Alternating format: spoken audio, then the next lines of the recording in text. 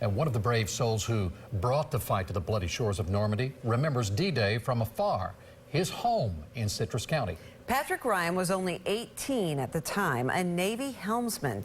8 on your side, Steve Andrews tells us D-Day filled young Patrick Ryan with excitement and terror. And courage.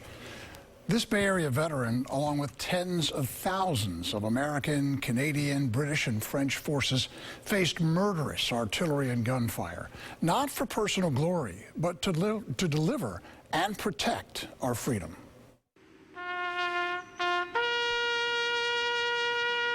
Outside Patrick Ryan's Homosassa home are hints of what's inside. Beyond the front door, a proud display of hats, pictures, medals, and a small model of a landing craft similar to those on which this now 94-year-old veteran carried American troops into 6 different invasions. Among them, Sicily, Okinawa, and one 75 years ago, Normandy. We set sail June 5th around midnight. Halfway across the English Channel aboard the Thomas Jefferson, Patrick remembers hearing the thunder of the Allied bombardment. As the shells would hit, they would explode.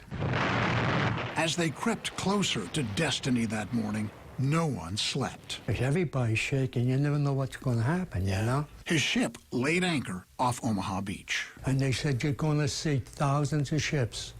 And we did. In the pre-dawn dark, it was time. There was so much time lost trying to load because the damn boats were going like this, and these poor guys trying to climb into them. Patrick, from Brooklyn, says he rarely met the soldiers. His eyes welled a bit at the thought of one. He said, well, I live in Jersey. He said, I wonder if you could do me a favor. And I said, sure. He said, would you give my mother my watch? I never heard if the guy made it. His landing craft loaded with roughly 30 soldiers. The first wave headed to the beach.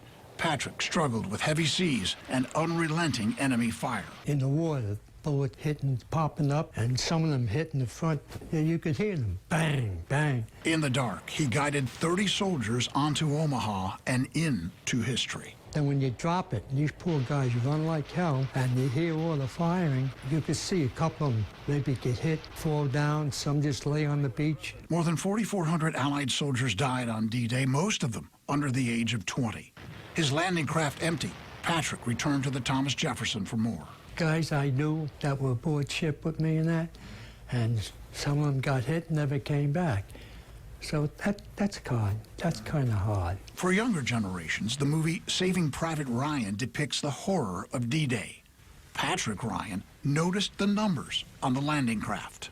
And if you look at that boat, the number, PA-30, and that's the number of the ship I was on, PA-30. Is that right? Yeah, I looked at that and I said, oh my God, that's one of my boats. Unlike many on D-Day, Patrick Ryan made it home. Well, as I say, I was very lucky. I thank God for that. I don't know what else to tell you. That's enough.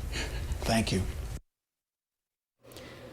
Patrick Ryan tells me most of the people he knew made it out of the war all right. He was able to go home, live his life, and he thanks God it's been a good one. Oh, what a lovely man. Such a privilege to talk to somebody like this, so gracious to talk about this. And, you know, so many people have made the trip back there, thousands of them back to Normandy. What about Patrick? Never returned to Normandy, says has absolutely no desire to do so. Why? He thanked God he made it out alive, said he'll leave it at that. And he told me he was glad to be in it, but was so glad when it was over. A lot of folks didn't come home from there, and Absolutely. we salute them and their families for the sacrifice they made so that we can have this freedom. We should never forget. This is something we should remember every year, not just on the big anniversaries like 50 and 75 and so forth. Thank you for sharing that, Steve. Sure.